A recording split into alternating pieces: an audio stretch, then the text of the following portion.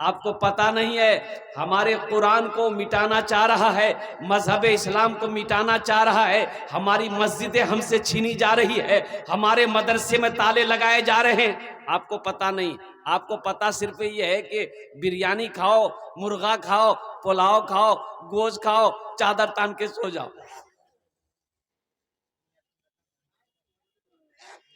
आसाम के अंदर में 800 मस्जिद में ताला लगा दिया गया, मदरसे में। कितने मदरसे में ताले लगे बोलिए? अरे भाई बोलो भाई, कितने मदरसे में? 800 मदरसे में ताला लगा दिया। वहां के गवर्नमेंट, वहां की सरकार ने ये कह करके ताला लगाया कि ये मदरसे नहीं है, ये दहशतगर्दी का अड्डा है, यहाँ बच्चों को कुरान नहीं पढ़ाया जाता है, बल्कि बच्चे को दहशतगर्द बनाया जाता है। वो सरकार नहीं चाहती है कि मुसलमान कुरान पढ़े, नहीं चाहती। और हम लोगों में भी बहुत सारे लोग हैं कुरान पढ़ते नहीं,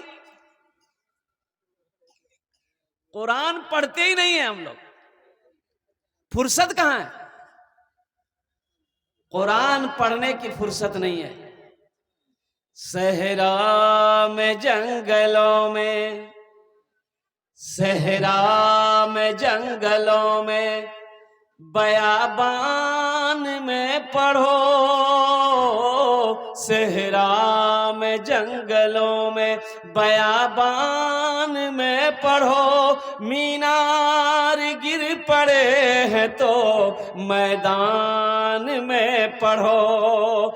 ये बेखबर नजूमी तुम्हें क्या बताएंगे, कल होने वाला क्या है, कल होने वाला क्या है, ये कुरान में पढ़ो, कल होने वाला क्या है, ये कुरान में पढ़ो। मेरे कुरान में क्या नहीं है भाई? कुरान में क्या नहीं है? ओ कुर्बान जाओ नौजवानों, मुसलमानों, होश में आ जाओ, कुरान को अपने सीने से लगाओ, कुरान की तिलावत करो। अल्लाह ताला घर में बरकत देगा, अल्लाह रोजी में बरकत देगा, अल्लाह उम्र को बढ़ा देगा। कुरान को सीने से लगाओ, इंशाअल्लाह यहां भी भलाई है, आखिरत में भी भलाई है।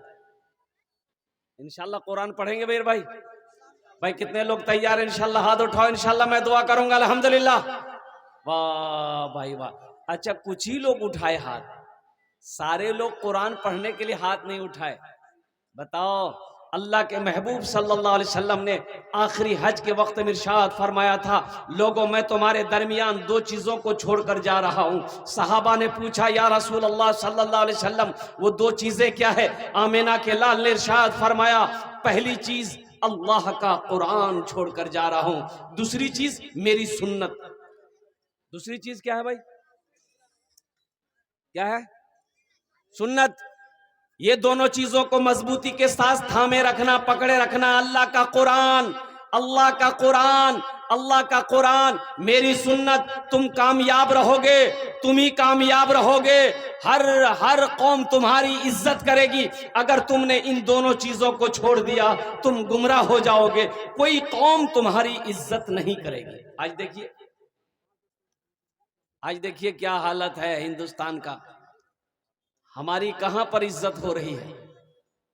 कोई कौम हमारी इज्जत कर रही? नहीं कर रही। हमारी इज्जत खत्म हो गई इसलिए कि हमने कुरान को छोड़ दिया, नबी की सुन्नत को छोड़ दिया है। अल्लाह अकबर कबीरा। नौजवानों, मुसलमानों, होश में आ जाओ, कुरान से जुड़ जाओ, कुरान से जुड़ जाओ, कुरान को अपने सीने से लगाओ, कुरान की तिलावत करो। अल्लाह यहां भी कामयाबी देगा, आखिरत में भी कामयाबी देगा। बच्चा पैदा हुआ, 4-5 साल का हो गया, तो सबसे पहले बच्चे को कहाँ पढ़ाना चाहिए? मदरसा में पढ़ाना चाहिए कि स्कूल में पढ़ाना चाहिए? कहाँ पढ़ाना चाहिए बोलो भाई? मदरसा में पढ़ाना चाहिए कि उम्मे पढ़ाना चाहिए? बच्चे को मदरसे में पढ़ाओ सबसे पहले। देखिए, हम मना नहीं करते, आप बच्चे को इंग्लिश मीडियम स्कूल में मत पढ़ाइए, शौक से पढ़ाइए। इसलिए कि हमारी कौम को डॉक्टर की भी ज़रूरत है, इंजीनियर की भी ज़रूरत है, प्रोफेसर की भी ज़रूरत है, मास्टर की भी ज़रूरत है, साइंसदान भी की ज़रूरत है। लेकिन मैं चाहता हूं कि मेरा बच्चा जाहिल ना रहे, मेरा बच्चा अनपढ़ ना रहे, मेरा बच्चा अल्हम्दुलिल्लाह सबसे पहले हिंदी से पहले, ज्योग्राफी से पहले, साइंस से पहले, मराठा से पहले, पंजाबी से पहले, बंगला से पहले, मेरा बच्चा दुनिया का हर सब्जेक्ट से पहले जो मेरा बच्चा पढ़ेगा वो अल्लाह का कुरान पढ़ेगा। बेटा हो चाहे बेटी हो, सबसे पहले अल्लाह का कुरान पढ़ाओ, अल्लाह का कुरान पढ़ाओ मुसलमानों।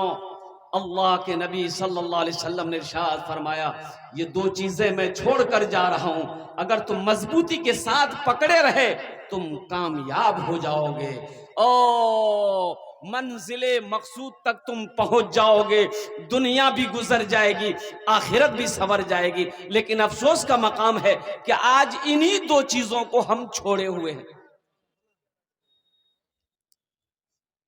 हम आज इन्हीं दो चीजों को छोड़े हुए हैं, कुरान को छोड़े हुए हैं। अब बताइए इस मजमे के अंदर में कितने भाई मेरे ऐसे हैं जो आज फजर की नमाज पढ़कर कुरान की तिलावत किए हैं? जरा ईमानदारी के साथ हाथ उठाइए कि हजरत आज हम फजर की नमाज पढ़ के कुरान की तिलावत किए हैं, पूरे दिन भर के अंदर में कुरान की तिलावत किए हैं। कितने मुसलमान हैं जरा हाथ उठा के बताइए तो मुझे।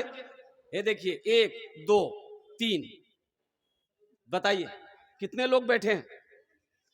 कितने लोग बैठे हैं? कई सौ लोग बैठे हैं। कई सौ लोगों में सिर्फ 3-4 आदमी आज फजर की नमाज पढ़ के कुरान की तिलावत किया है। अब बाकी लोग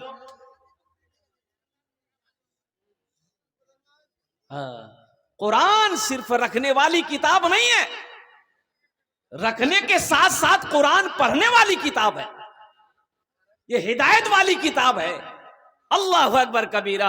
इसलिए नौजवानों मुसलमानों, अगर रोजी में बरकत चाहते हो, घर में बरकत चाहते हो, अगर चाहते हो कि मेरी जिंदगी अच्छी गुजरे, अल्लाह की मोहब्बत मेरे सीने में उतर जाए, अल्लाह के महबूब सल्लल्लाहु अलैहि वसल्लम की मोहब्बत मेरे सीने में उतरे, तो कुरान से जुड़ना होगा, नबी की सुन्नत से जुड़ना होगा।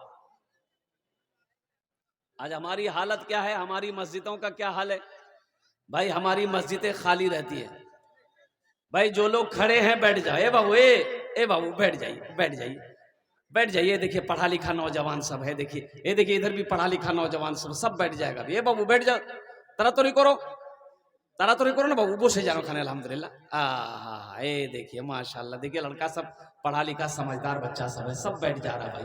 भाई जल्दी करो, तारा तो करो, बसे जानो खाने अल्हम्दुलिल्लाह। वाह,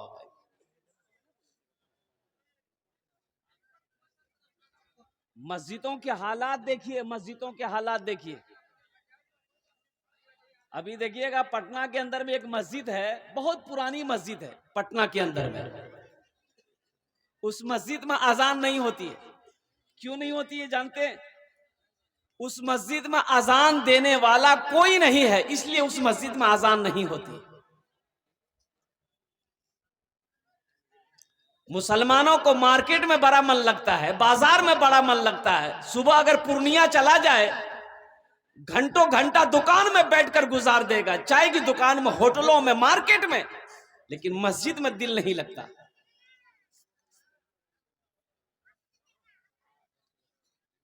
वो कौम तरक्की करेगी? अरे बोलिए ना भाई, वो कौम तरक्की करेगी जो अपनी इबादत गाहों की हिफाजत ना कर सके, वो कौम भला तरक्की करेगी? यही गफलत की वजह है कि हमारी मस्जिदें हमारे हाथों से निकल रही है, वो लोग उसको निशाना बना रहे हैं, हमारी मस्जिदों को हमसे छीन रहे हैं। और कुर्बान जाओ, ये हमारी कमजोरी की वजह से, हमारी गफलत की वजह से। हट्टा कट्टा नौजवान है, हट्टा कट्टा नौजवान, बॉडी बिल्डर पहलवान, है रात 1 बजे तक मोबाइल चलाता है, रात 1-2 बज गया, नींद नहीं है। नींद होगी कहां से? उसकी नींद तो उड़ गई, मोबाइल ने उड़ा दिया। सुबह 10 बज गया, 10 बजे तक साहब की नींद नहीं खुल रही। बताइए, जो कौम 10 बजे सुबह तक सोई रहेगी वो कौम तरक्की करेगी? अरे बोलो भाई, तरक्की करेगी? आप देखिएगा, कुत्ता अपना अपना कुत्ता जाने ना है? कुत्ता और बकरी, देखिएगा कुत्ता और बकरी, कुत्ता का गोश्त आज कोई नहीं खाता, ये हराम है। कोई भी कौम कुत्ता को गोश्त नहीं खाती, तो कुत्ता कटता नहीं है, लेकिन बकरी का बकरा का गोश्त सब खाता है, हर कौम खाती है। लेकिन आखिर वजह क्या है कि बकरियों की तादाद कुत्तों से ज्यादा है। अब भाई जब काटा जाता है तो उसकी तादाद कम होना चाहिए ना, बकरी का बकरा कम होना चाहिए, कुत्ता बेसी होना चाहिए। लेकिन आखिर वजह क्या है कि बकरी बकरा काटे जाने पर भी उनकी तादाद ज्यादा है, कुत्ता नहीं खाया जाता है, कुत्ता काटा नहीं जाता है, कुत्तों की तादाद कम है। तो मौलाना रूमी रहमतुल्लाह अलैह ने फरमाया इसकी वजह यही है कि बकरी में अल्लाह ने बरकत दिया है, इसलिए कि बकरी रातों को सोती है, सुबह बकरी उठ जाती है, अल्लाह बकरी में बरकत दिया है। कुत्ता सोता नहीं है, इसलिए उसमें बरकत नहीं है। बात समझ में आया ना? कुत्ता नहीं सोता, कुत्ता सोता नहीं है, कुत्ता नहीं सोता है, बकरियां सोती है। तो पता यह चला अल्लाह ने रात सोने के लिए बनाया है। ए नौजवानों, मोबाइल का पीछा छोड़ो, नमाज इशा से जब फारिग हो जाओ, जब तुम खाने से फारिग हो जाओ, अल्हम्दुलिल्लाह तुम बिस्तर पर लेट जाओ, इंशाअल्लाह तहज्जुद के वक्त तेरी आंख खुल जाएगी। अगर तहज्जुद में ना उठ सको तो कम से कम फजर की नमाज पढ़ लो, इंशाअल्लाह ये मामूल बना लो, फजर की नमाज पढ़कर अल्लाह के कुरान की तिलावत करो, इंशाअल्लाह अल्लाह रोजी में भी बरकत देगा, अल्लाह कारोबार में भी बरकत देगा, अल्लाह बिजनेस में भी बरकत देगा, अल्लाह तिजारत में भी बरकत देगा। इंशाअल्लाह अमल करेंगे मेरे भाई? भाई इंशाअल्लाह करेंगे, अमल करेंगे, इंशाअल्लाह करेंगे। भाई कितने लोग करेंगे? हाथ उठाओ इंशाअल्लाह, तब मैं जाऊं इंशाअल्लाह, तैयार है अल्हम्दुलिल्लाह। वाह भाई वाह, ये देखिए सारे लोग तैयार हैं कि इंशाअल्लाह हम मस्जिदों को आबाद करेंगे, हम मदरसों को आबाद करेंगे।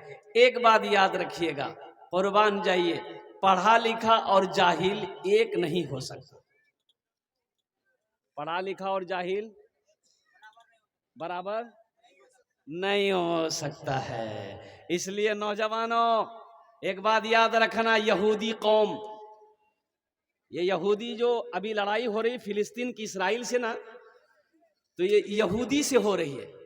यहूदी का बच्चा जब पैदा होता है ना, बच्चा जब बोलने जानता है, बच्चा जब खड़ा हो जाता है ना, तो उसका बाप सबसे पहले उसके एक हाथ में कॉपी देता है, एक हाथ में कलम देता है।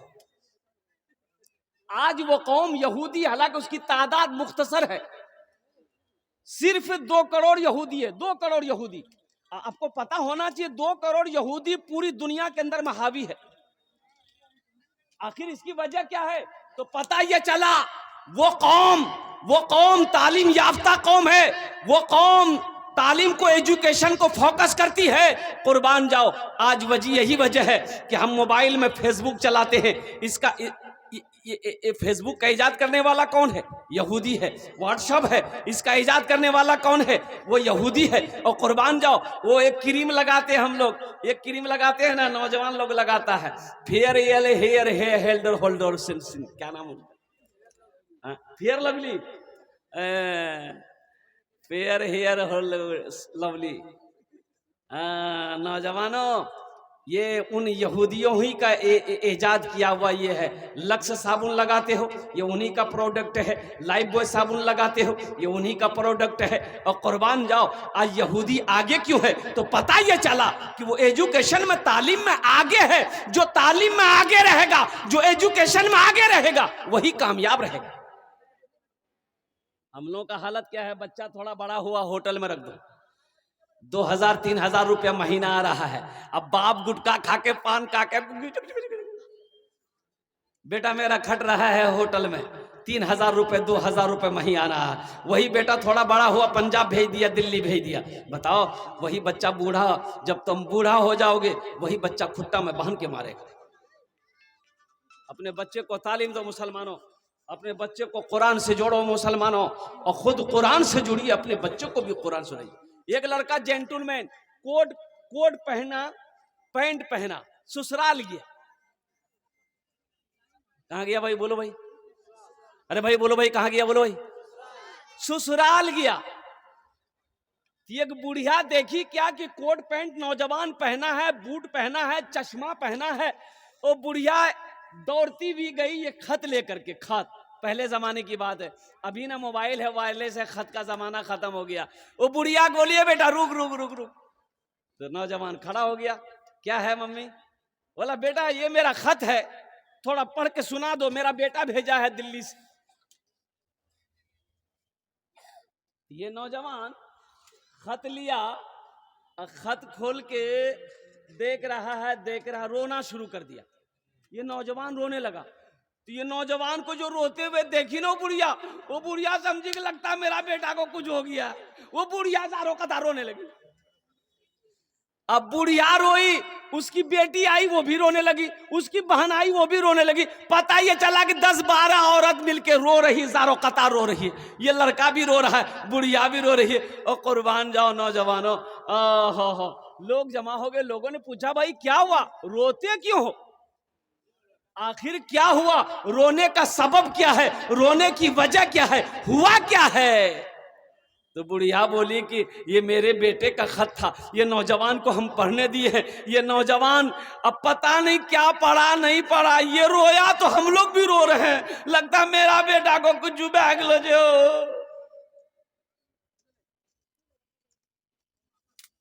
हाँ, एक पढ़ा लिखा नौजवान आया उधर से, तो उस नौजवान के हाथ से खत ले लिया। बोला भाई लाओ तो खत, तुम काहे रो रहे हो?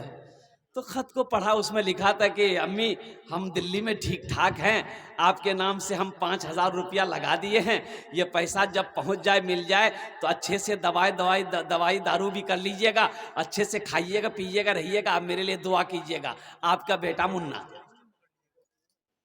तो सारे लोग पूछने लगा उस लड़के से कि तुम ये खत देख के रोने कहे लगे?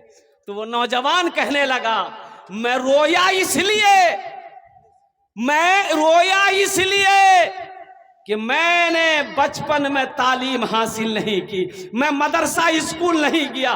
काश मैं पढ़ा लिखा होता, मदरसा कॉलेज स्कूल गया होता, तो आज ये शर्मिंदगी ना उठानी पड़ती। ये खत पढ़कर हम तुम्हें सुना देते, इसलिए अपनी जिंदगी पर मैं रो रहा था, अपनी जिंदगी पे रो रहा था। इसलिए मुसलमानों, इसलिए नौजवानों, अल्हम्दुलिल्लाह एजुकेशन को फोकस करो, तालीम को फोकस करो। अल्हम्दुलिल्लाह एक हाथ में किताब हो, एक हाथ में कलम हो, ये होना चाहिए। अल्लाह के रसूल सल्लल्लाहु अलैहि वसल्लम ने इरशाद फरमाया तलबुल इल्म फरीदतुन अला कुल्li मुस्लिमती व मुस्लिमा। इल्म का तलब करना हर एक मुसलमान औरत और मर्द पर फर्ज है। भाई नमाज पढ़ना क्या है बोलिए? भाई बोलो भाई, नमाज पढ़ना क्या है बोलिए? अरे बोलो ना भाई, जोर से बोलो ना भाई। नमाज पढ़ना फर्ज है, रोजा रखना फर्ज है, अल्लाह ने दौलत दिया है, हज करना फर्ज है, अल्लाह ने कसरत के साथ माल दिया है, ज़कात निकालना फर्ज है। उसी तरीके से इल्म का हासिल करना, तालीम का हासिल करना, एजुकेशन का हासिल करना ये फर्ज है। जैसे 5 वक्त की नमाज पढ़ना फर्ज है, उसी तरीके से तालीम का हासिल करना हर एक मुसलमान औरत और मर्द दोनों पर फर्ज है। बताओ मेरे भाइयों, मेरे नौजवानों, अगर इससे गफलत बरतोगे, तालीम से दूर भागोगे, तालीम से अगर आप दूर जाओगे, बताओ गुजारा है? भाई गुजारा है? भाई गुजारा है? इसलिए मुसलमानों, नौजवानों, अपने बच्चे को तालीम दो, अपने बच्चे को तालीम दो।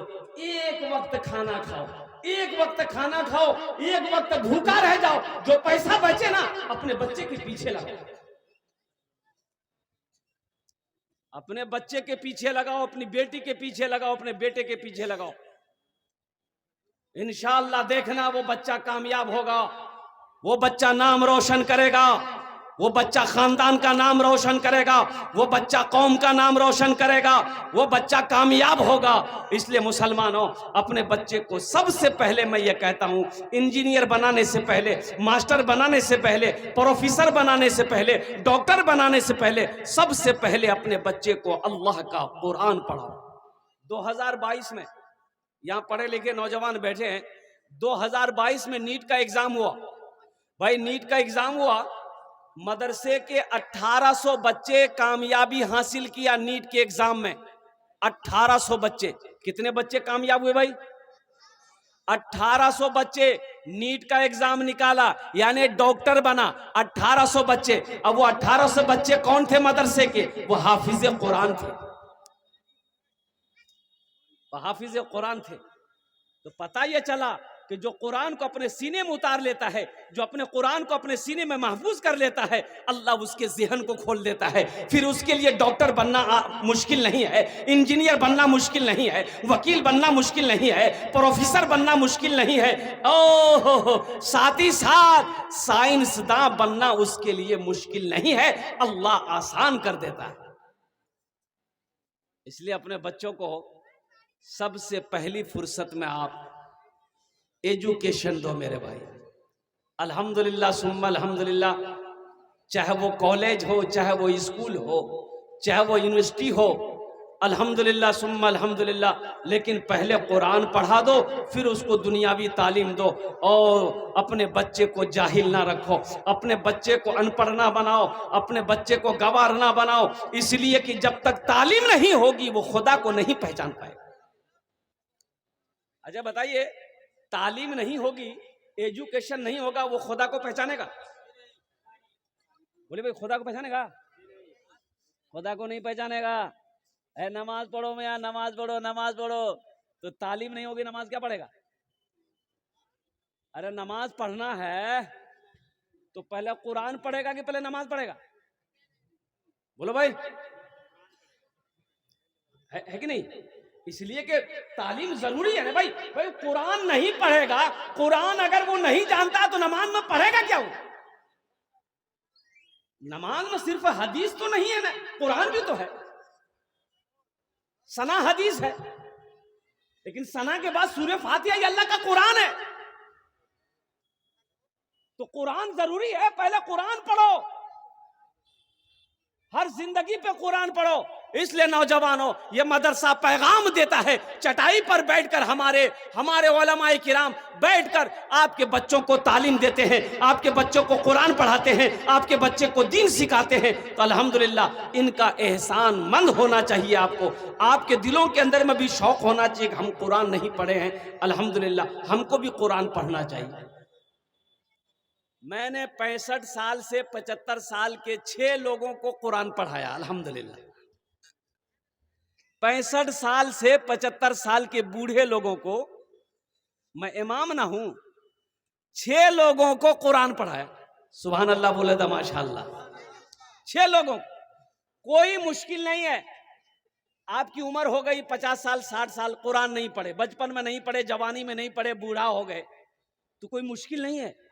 ये जो मदरसा है ना, मदरसा रियाजुल उलूम इस्लामपुर सफदलपुर, अल्हम्दुलिल्लाह रोजाना 10 से 15-20 मिनट टाइम निकालो। मेरा मशवरा है, नाकिस मशवरा है, रोजाना मेरे बच्चों नौजवानों 10 से 15-20 मिनट टाइम निकालो, मदरसे में आ जाओ। मदरसा अगर दूर है, मस्जिद का इमाम है ना, उसके पास बैठ जाओ 10 मिनट। क्या मिनट भाई? बोलो भाई, अरे भाई बोलो भाई। 10 से 15-20 मिनट के, हजरत मुझे कुरान पढ़ना है, हजरत मुझे कुरान पढ़ना है, आप मुझे थोड़ा टाइम दे दे, बड़ी मेहरबानी होगी। अगर पैर पकड़ना पड़े तो पैर पकड़ लेना पढ़ाने वाले की। इंशाल्लाह तुम पढ़ना शुरू करो, 15-20 मिनट रोजाना टाइम निकालो। अगर तुम्हारी मोहब्बत सच्ची है, कुरान से मोहब्बत सच्ची है, इंशाल्लाह देखना 3 से 6 महीने नहीं गुजरेंगे, तुम कुरान पढ़ना सीख जाओ। मुसलमान हो कुरान ना पढ़ना जानता हो, ये अफसोस है। मुसलमान का बच्चा हो कुरान ना जानता हो, ये अफसोस है। अच्छा, हाशिम अमला का नाम आप लोगों ने सुना होगा। हाशिम अमला को जानते हैं ना? साउथ अफ्रीका टीम का खिलाड़ी है नौजवानों, बड़ा हम नौजवानों को पैगाम देना चाहते हैं और कुर्बान जाओ, इंटरनेशनल खिलाड़ी है हाशिम आमला, उम्र कितनी है 25 साल, और कुर्बान जाओ उनके तकवे का क्या कहना, उनकी परहेजगारी का क्या कहना, उनकी इबादत का क्या कहना। अल्लाह अकबर कबीरा। इतनी बड़ी दाढ़ी है, कितनी बड़ी दाढ़ी है भाई? अरे भाई बोलो भाई, इतनी बड़ी दाढ़ी है हाशिम आमला की, इतनी बड़ी दाढ़ी है। 25 साल का नौजवान है, खूबसूरत चेहरा। कुर्बान जाओ, उनके पास क्या नहीं है बताओ? हाशिम आमला के पास क्या नहीं है? दौलत की कमी नहीं है, शोहरत की कमी नहीं है, इज्जत की कमी नहीं है, जवान है, हट्टा कट्टा है, उनके बावजूद भी इतना सौमो सलात का पाबंद है। और कुर्बान जाओ, मीडिया वालों ने पूछा, ए हाशिम आमला, इन यहूदियों, इन क्रिकेटों, इन साथियों के साथ आप रहते हो, ये लोग तो दूसरे मजहब को मानने वाले हैं, आप मजहब इस्लाम को फॉलो करते हैं, आप नमाज पढ़ते हैं, ये लोग डिस्टर्ब तो नहीं करता है? और कुर्बान जाओ, उन्होंने जवाब दिया, नहीं नहीं नहीं, ये लोग मेरे बड़े अदब करते हैं, बड़े एहतराम करते हैं जब मैं नमाज पढ़ता हूं। और कुर्बान जाओ, जब मैं नमाज पढ़ता हूं कोई मेरे रूम में, होटल के रूम में दाखिल नहीं होता है। और जब मैं सफर में करता हूं, चाहे वो प्लेन में सफर करूं, ट्रेन में सफर करूं, वो बस में सफर करूं, मेरे हाथों में अल्लाह का कुरान होता है। नौजवानों, आज तो कुरान पढ़ना बड़ा आसान हो गया है, मोबाइल का जमाना है, सोशल मीडिया का जमाना है। कुरान में अल्हम्दुलिल्लाह, मोबाइल में कुरान मंगाओ, कुरान पढ़ो। अब मोबाइल में कुरान पढ़ोगे, वजू बनाने की जरूरत नहीं है, वजू बनाने की जरूरत नहीं है। हाँ, पाक होना जरूरी है, बगैर पाकी कुरान पढ़ना मना है, बगैर वजू कुरान छूना मना है। तो आप मोबाइल में आसान हो गया, तुम इधर उधर की चीजें ना देखकर कुरान की तिलावत कर लो। सुबह अगर कुरान की तिलावत कर लो, अल्लाह सुबह से लेकर शाम तक तेरी हिफाजत फरमाएगा। जो काम में जाओगे वो काम बन जाएगा, वो काम में कामयाबी मिल जाएगी। शर्त है कि तुम कुरान से जुड़ो।